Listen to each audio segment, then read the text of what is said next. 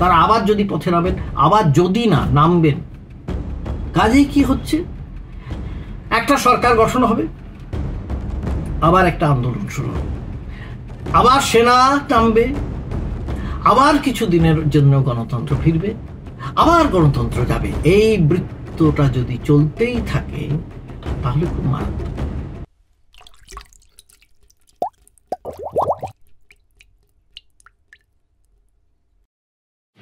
সবচেয়ে বড় প্রশ্ন হলো এরপর কি। আপনারা বুঝতেই পাচ্ছেন বাংলাদেশ সম্পর্কে বলছি। বাংলাদেশ সম্পর্কে প্রতিদিনের প্রতি মুহূর্তের ঘটনা আপনারা বিভিন্ন জায়গায় দেখছেন, টেলিভিশনে দেখছেন, কাগজে দেখছেন, সোশ্যাল মিডিয়াতে দেখছেন, ফেসবুকে, টুইটারে, সব জায়গায় ছেয়ে যাচ্ছে প্রতি মুহূর্তের ঘটনা। আমি সেই নিয়ে বিশেষ কিছু বলবো না, আমি শুধু একটা প্রশ্ন দিয়ে আজকে শুরু করছি যে এরপর কি। এই উত্তরটা কি কেউ জানেন? এটা কি মামুলি প্রশ্ন? এটা একটা $1 মিলিয়ন কোয়েশ্চেন বললেও ভুল হবে, তার চেয়েও বেশি, তার চেয়েও বেশি। বাংলাদেশে যেভাবে চলছে লুটতরাজ, যেভাবে চলছে খুন, যেভাবে চলছে নৃশংস হত্যাকাণ্ড, যেভাবে রাজপথে রক্তাক্ত মৃতদেহ পড়ে থাকছে, ঝুলিয়ে দেওয়া হচ্ছে মানুষকে মেরে, এবং সেই সব ছবি তুলছে লোকে, এটা কি সভ্যতার লজ্জা বলা যাবে? এত বড় লজ্জা মানুষের আমরা কি দেখেছি? বহুদিন দেখিনি। কিন্তু যে প্রশ্নটা এর মাঝখানে বারবার উঠে আসছে, সেই সংখ্যাগুরু এবং সংখ্যালঘুর প্রশ্ন। আমি সেই বিষয় নিয়ে প্রথমে শুরু করব, তারপরে একটু বিশদে অন্য বিষয়ে বলবো। আপনারা যদি ধৈর্য ধরে শোনেন আমি খুব কৃতজ্ঞ হব। নমস্কার, আমি গৌতম বন্দ্যোপাধ্যায়। আপনারা দেখছেন গৌতম ব্যানার্জি অফিসিয়াল। আপনারা যারা দেখছেন তারা যদি আমার এই চ্যানেল সাবস্ক্রাইব করেন এবং নোটিফিকেশন যে বেলটা আছে, যে আইকনটা আছে, সেটা যদি অন করে দেন তাহলে আমি খুব কৃতজ্ঞ থাকবো। আমি যেটা বলছিলাম, এই যে বাংলাদেশে যে জিনিসটা চলছে, প্রথমে সংক্ষেপে আসি। কারা মারা যাচ্ছে আমরা জানি। বহু ক্ষেত্রে এইটা উঠে আসছে যে সংখ্যালঘু যারা, মানে হিন্দু সংখ্যালঘু, তাদের ওপরে প্রচন্ডভাবে অত্যাচার শুরু হয়েছে। কাউকে মারা হয়েছে, কেউ খুন করে দেওয়া হয়েছে, হিন্দু মন্দির লুট করা হয়েছে, ভেঙে দেওয়া হয়েছে, আগুন লাগানো হয়েছে, অবশ্যই। এবং খবর আমরা পাচ্ছি, ছবিও দেখছি।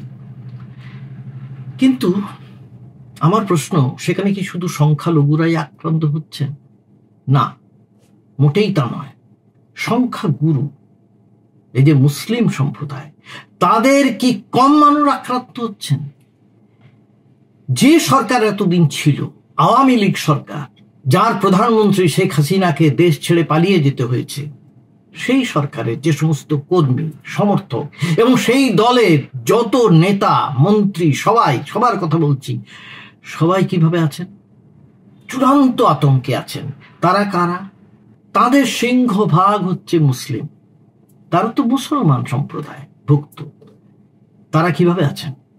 তারা প্রবল আক্রান্ত মানে মানসিক এবং শারীরিক। পিটিয়ে মারা হচ্ছে। বহু জায়গায় এমনও খবর পাওয়া যাচ্ছে জীবন্ত পুড়িয়ে মারা হয়েছে। তো তারা তো মুসলমান, তাদের তো মারা হচ্ছে। হিংসার আগুন যখন ছড়িয়ে যায় তখন সে আর বিচার করে না কার গায়ে লাগলো আর কার গায়ে লাগলো না। ঠিক এই কথাটাই ভারতবর্ষে বলে দিয়েছিলেন গান্ধীজি। তো সেখানে তো কোনো গান্ধীজি ছিলেন না, সেখানে কে ছিলেন? শেখ হাসিনা। তিনি এমনই ভাবে একটা সরকার গড়লেন, সরকার চালালেন, দিনের পর দিন চালালেন, যেখানে নির্বাচনের নামে প্রহসন হলো, বিরোধীরা কোনো জায়গা পেলেন না। বিরোধী যাই হোক, বিরোধী স্বরই সেখানে উঠতে পারল না, তাদের গলা চেপে ধরা হলো।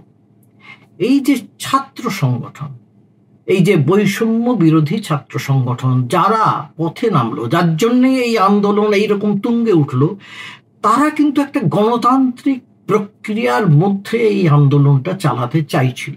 আমরা বলেছি কোন ধরনের সেনা শাসিত সরকার অথবা সেনা সমর্থিত সরকার অথবা এই ফ্যাসিস্টদের, দোসরদের কোন বিটিং সরকার কিন্তু আমরা মেনে নিব না। এবং চেয়েছিল শুধু না, তাদের মধ্যে আমি দেখেছি একটা ধর্মনিরপেক্ষ গণতান্ত্রিক সত্তা কাজ করছে। কিন্তু তাদের হাতে কি আর রইল আন্দোলনটা? রইল না। কেন রইল না?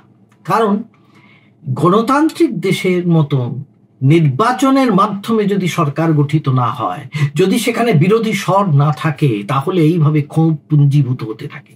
এবং সেই ক্ষোভ কিভাবে বেরিয়ে আসে? ঠিক যেমন ভাবে আমরা দেখলাম বাংলাদেশে। এই যে দেখলাম, কেন? আপনারা অনেকেই জানেন যে মুসলিম ধর্মের মধ্যে যে সালাফি মুসলিম যারা, তাদের মধ্যে মনে করা হয় যে মূর্তি পূজা কিছুতেই চলতে পারে না, মূর্তি থাকাই পাপ, অপরাধ, ভেঙে ফেলো। বামিয়ানের বুদ্ধ মূর্তি আপনারা জানেন কিভাবে ভেঙে ফেলা হয়েছিল। কার মূর্তি? যার দৌলতে একসময় এই বাংলাদেশ স্বাধীন হয়েছিল, মুজিবুর রহমান, তার মূর্তি। কেন? কন্যার জন্য। কন্যা এমনভাবে শাসন চালালেন, শাসন ভার গ্রহণ করলেন, যে মানুষ মনে করলো তিনি দেশের শত্রু। আমরা জানি যে নোবেল পুরস্কার জয়ী মোহাম্মদ ইউনূস, তার হাতে যাচ্ছে দেশের শাসনভার। অন্তত সবাই মিলে সেটা রাজি হয়েছে। বাংলাদেশ ন্যাশনাল পার্টি, মানে খালেদা জিয়ার পার্টি, তারাও স্বীকার করে নিয়েছে, ঠিক আছে। জামাতও মেনে নিয়েছে। এই যে জামাতের একটা ভারত বিরোধী এজেন্ডা আছে এবং সাংঘাতিক মৌলবাদী একটা এজেন্ডা আছে, তার সঙ্গে বিএনপির নিজস্ব এজেন্ডা আছে, তার সঙ্গে কি এই ছাত্র সংগঠনের এজেন্ডা এবং মোহাম্মদ ইউনূসের মনোভাব মিলবে? মিলবে না, কখনোই মিলতে পারে না। কতদিন তিনি এভাবে চালাবেন? আসলে কি হচ্ছে দেখা যাচ্ছে। কেন বলছি এই কথাটা? কারণ এখন যদি সরকার হয়ও, সেখানে যদি বিভিন্ন দল থাকেও, সেখানে কিন্তু আওয়ামী লীগ থাকবে না। কিন্তু প্রধানমন্ত্রী চলে গিয়েছেন ঠিকই, আওয়ামী লীগ তো থেকে গেছে। মানে যাদের মনের মধ্যে থাকা যে সমস্ত কর্মী সমর্থক প্রচুর আছেন, তাদের মনের মধ্যে তো আওয়ামী লীগ থেকে যাবেন, মুজিবুর রহমানও থেকে যাবেন। তারা এখন প্রচন্ড আতঙ্কে আছেন, বলতেই পারছেন না। ঠিক একটা সময় যে বিএনপির যে সমস্ত নেতা মন্ত্রী কর্মীরা যে আতঙ্কে ভুগেছেন, আজকে আওয়ামী লীগ সেই আতঙ্কে ভুগছে। এক সময় জামাতের যে সমস্ত কর্মী সমর্থকরা ভয়ে ঢুকে গিয়েছিলেন গর্তে, আজ বেরিয়ে আসছেন। ঠিক আজকে আওয়ামী লীগের সমস্ত কর্মী সমর্থকদের অবস্থাটা সেরকম। কিন্তু তারা যদি এই সরকারে না থাকেন, আগামী দিনে কি হবে? তাদের মধ্যে কি ক্ষোভ বাড়বে না? সরকার যখন আস্তে আস্তে চালানো শুরু হবে, মোহাম্মদ ইউনূস যখন চালাবেন, বিভিন্ন দিন বিভিন্নভাবে সরকারের মধ্যের বিভিন্ন সমস্যা বাইরে আসবে, যাকে বলা হয় অ্যান্টি ইনকামবেন্সি। এবং দেশটা এমন একটা জটিল অবস্থার মধ্যে আছে, অর্থনৈতিক অবস্থা, কর্মসংস্থানের অবস্থা, রাজনৈতিক অবস্থা, প্রতিবেশীদের সঙ্গে সম্পর্কের অবস্থা, বিভিন্ন কারণে এমন একটা জটিলতার জালের মধ্যে পড়ে আছে। কাজে অ্যান্টি ইনকামবেন্সি আসতে দেরি হবে না। তখন এই যারা আওয়ামী লীগের কর্মী সমর্থক, তারা কি করবেন? তারা আবার যদি পথে নামেন, আবার যদি না নামবেন, কাজেই কি হচ্ছে, একটা সরকার গঠন হবে, আবার একটা আন্দোলন শুরু হবে, আবার সেনা নামবে, আবার কিছু দিনের জন্য গণতন্ত্র ফিরবে, আবার গণতন্ত্র যাবে। এই বৃত্তটা যদি চলতেই থাকে তাহলে খুব মারাত্মক। এবং আজকে যারা প্রাপ্ত, কালকের দিনে আবার তারাই হয়তো সামনের সারিতে চলে আসবে। একমাত্র ভরসা হচ্ছে ছাত্রছাত্রীরা। এই যে তরুণ ছাত্রছাত্রীর দল যারা বলছে ফাসিস্ট শক্তিকে রুখবে, তাদের মধ্যে সেই বিশ্বাস আছে। তারা, আমি প্রথম দিন থেকে দেখছি, ধর্ম নিরপেক্ষ গণতান্ত্রিক একটা শক্তিকে দাঁড় করাতে চাইছে। কিন্তু তারা ইচ্ছে করলেও তারা কি পারবে? সাধ থাকলেও কি তাদের সাধ্য আছে? এইটাই হচ্ছে সবচেয়ে সমস্যা। মোহাম্মদ ইউনূস নোবেল পুরস্কার পেয়েছেন, তিনি এই জটিল দেশটার শাসন ক্ষমতা নিয়ে প্রশাসনিকভাবে কতটা সফল হবে সেই প্রশ্ন থেকে যাচ্ছে। এই পর্যন্ত বলি আজকে আমি শেষ করলাম। আপনারা থাকবেন আমার সঙ্গে, ভালো থাকবেন, মন্তব্য করবেন, যার যা মনে হয় করবেন, তবে ওই গালিগালাজ করবেন না। নমস্কার।